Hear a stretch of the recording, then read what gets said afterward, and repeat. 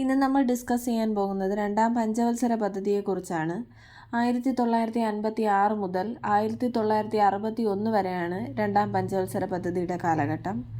രണ്ടാം പഞ്ചവത്സര പദ്ധതി പ്രാധാന്യം നൽകിയത് ദ്രുതഗതിയിലുള്ള വ്യാവസായവൽക്കരണം, അടിസ്ഥാന ഘടനാ വ്യവസായങ്ങൾ, ഗതാഗത വികസനം എന്നിവയ്ക്കാണ്.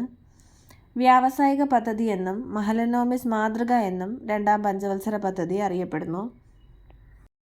1955 കോൺഗ്രസിൻ്റെ ആവടി സമ്മേളനത്തിൽ അംഗീകരിച്ച സോഷ്യലിസ്റ്റ് സമൂഹത്തെ വാർത്തെടുക്കുക എന്ന ഉദ്ദേശവും രണ്ടാം പഞ്ചവത്സര പദ്ധതിക്കുണ്ടായിരുന്നു.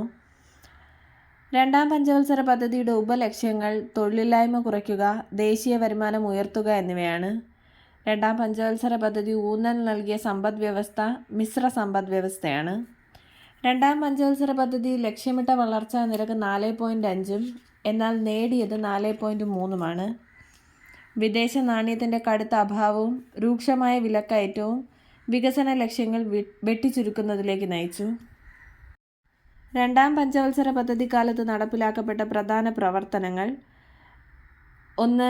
ദേശീയപാതാ നിയമം 1956, ഇന്ത്യൻ കമ്പനീസ് ആക്ട്, TV സംപ്രേഷണം ആരംഭിച്ചു, സിന്ധു നദീജല കരാർ ഒപ്പുവച്ചു, ഖാദി ഗ്രാമ വ്യവസായ കമ്മീഷൻ സ്ഥാപിച്ചു, കൽക്കരി നിർമ്മാണം കൂട്ടി, ഇരുമ്പുരുക്ക് ശാലകളായ ദുർഗാപൂർ, ഭിലായ്, റൂർക്കേല എന്നിവ പ്രവർത്തനം ആരംഭിച്ചു.